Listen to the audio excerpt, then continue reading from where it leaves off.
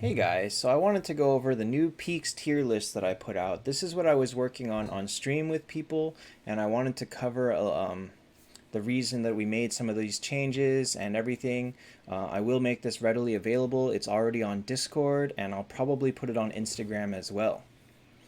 First, let's go over what the rankings are, which is up here. S tier, you'll see I have three tiers, S, A, and B, but some of the S tiers have asterisks. What this means is S tiers with asterisks are so good that they are worth breaking up your entire team aura for. They're very, very strong in all circumstances, no matter what team, no matter what opponent. Um, Skuld and Lindbergh, particularly with Lindbergh with energy, is just he's a machine. So is Chessia. So S star tiers is just always take them. Doesn't matter what you're doing, doesn't matter what your team is, take them. S tier means take them and they will probably be very good on any team, but if they're on a team with no aura, they might need like a little bit of artifact help to keep up. Uh, A tier means they're good on most teams, but they only really shine when you have a team aura backing them up. And B tier means in desperation, maybe to fill up an aura or something, just to have heroes that aren't utter trash. There's probably a few more that go in B tier, but honestly, I don't want to have that many heroes in B because I don't want to make it look like I'm recommending that you ever take them, because they are, like I said, in desperation only. Um, and over here on the far left is a quick guide that you can use for the buffs and the artifact priority. For buffs, you can see defense, then damage reduce, then attack, then death break. Attack and death break are kind of the same depending on who you have. And then speed. I recommend only taking speed once just in case. And then the rest of them is like whatever. Artifact priority, energy wins almost all the time. The 335 attack artifacts are the second best because they give higher attack than the other artifacts with attack and hit rate. Then damage reduce, one of them only for your tank. Scorching Sun is kind of like barely a pass in this one. You can skip it if you want to wait for Bone Grips and Gift. And then Speed is like if you're in a total rut and have no idea what to pick, but you usually shouldn't be in that rut. So let's go over what's changed on this list. For warriors, I pulled Nameless King out of S because honestly he shines, but only with the right teammates. He's not good on every team. He really needs help from warrior teams or a high crit rate team or something, and otherwise he's really not that special.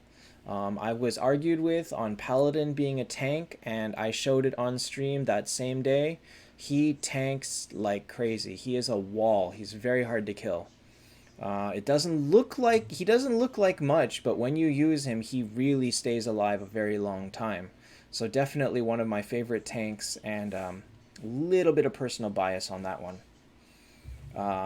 The rest of them, Monkey King, I feel like is a good hybrid damage tank. He's not as tanky as Walnir or Paladin. His damage is higher than both of them, but you're going to need to be in a very unique position to want to take him over one of the other ones. Minotaur, just a good tank. Nameless King, yeah, Nameless King. So not too many changes to Warrior aside from moving Nameless King out. Moving on to Clerics, I moved Corvin Messenger up to S because quite honestly, this guy pumps out some damage. He really, really does. Do not sleep on Corvin Messenger. That's the undead cleric with a mask on his face. 3 stars. And he's just very, very strong. Skull Dro have always been amazing. One of the bigger changes here is that I moved out Phoenix from S.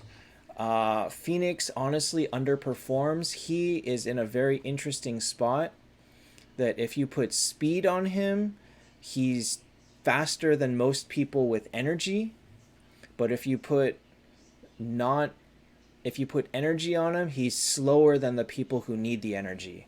So he's so in between that he kind of isn't as good as he could be. It's hard to maximize Phoenix unless you really have a team built around it, like a heavy energy team.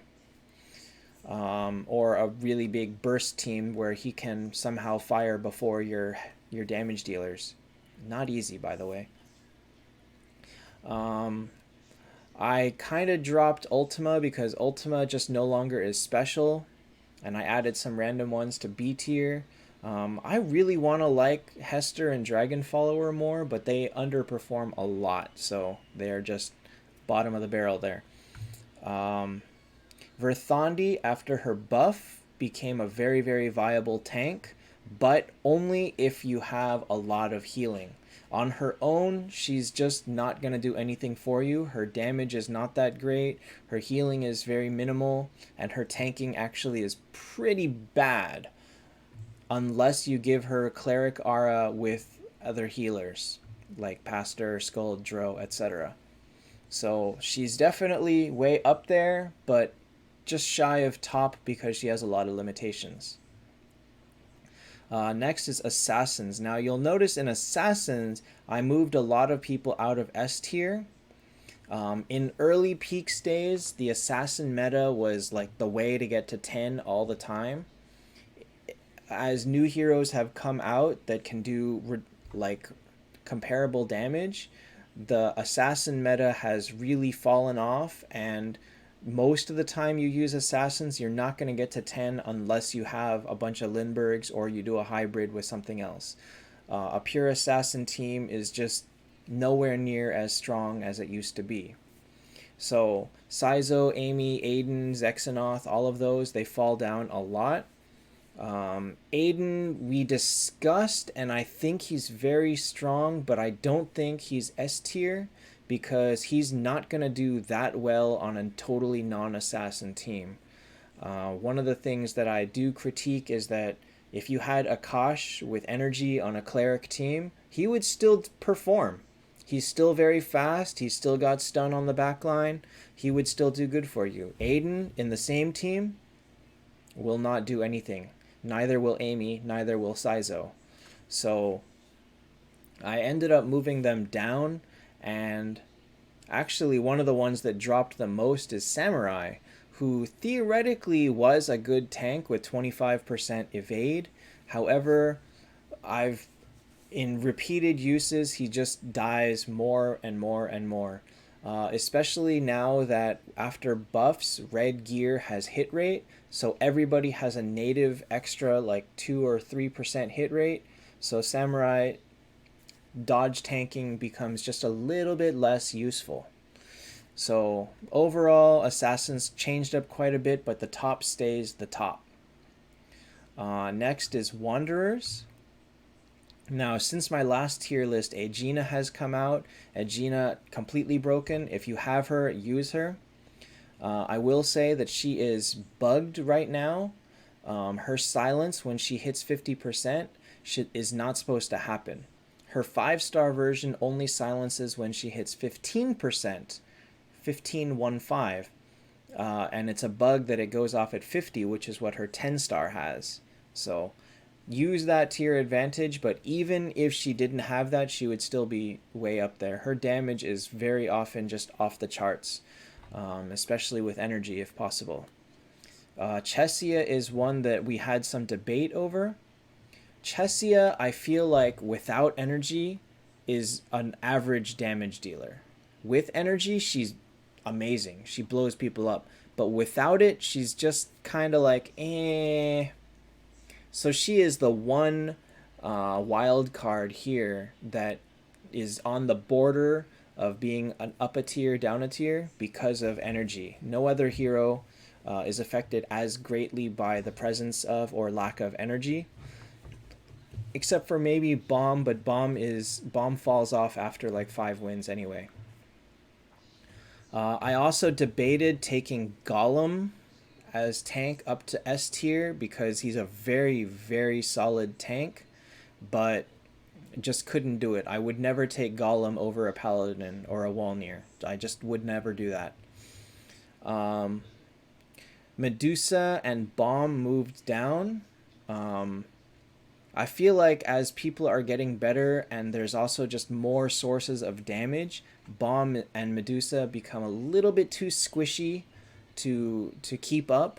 And so they do well, but they're not, they really need help. They really need like the Wanderer buff around them or a really good tank or some healing in order to keep them alive. That's why they ended up moving down. Um, I think Unibot got removed, Centaur moved down, Luna moved down.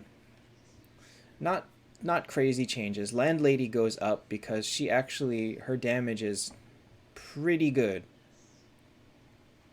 Last, we're gonna go to mages. Now, I used to have Kurt and Bale with stars. I decided that neither of them deserve it. Kurt is really good. He's he really can help your team, especially if you have him in the front. In general, it's better to have him in the front to make your team a little bit strong, more take less damage from skills. Uh, but I feel like he fails more often than not. He is still a little bit squishy, and if he gets controlled at all, he's useless. He's completely useless. His buff did nothing for you. So if you took him just for that buff and then watch him get controlled, you wasted a space on your team. That's what it comes down to. Definitely, if you build the team around him, have a heavy mage team, have a heavy burst team, he will blow people up. Totally. It's lots of fun to watch his skill go off and watch people melt, but he's slow and he's squishy, so it doesn't always happen that way. Lorelei moves up a little bit because the more I use her, the more she has a place, but I still don't do well unless I have more than one Lorelei. And Reaper got buffed, and so I moved him up. Um, if you've ever died to the one Reaper on their team after you killed the other five members, you know why he's there. He heals when people die, and then he just gets stronger and stronger. So if he ends up being the last one alive, he's probably going to one-shot your team. He is absolutely a monster. But still, you would like to have more than one if possible. He used to not be good at 5 stars because his death damage didn't activate then, but now he doesn't even need that because of his new healing. So Reaper definitely is a contender for one of the top mages. Bale, I ended up moving down because if he doesn't kill anyone, he's useless. If you have to build your entire team around getting an easy first kill so that Bale can snowball, Bale isn't S tier. Bale didn't define your team.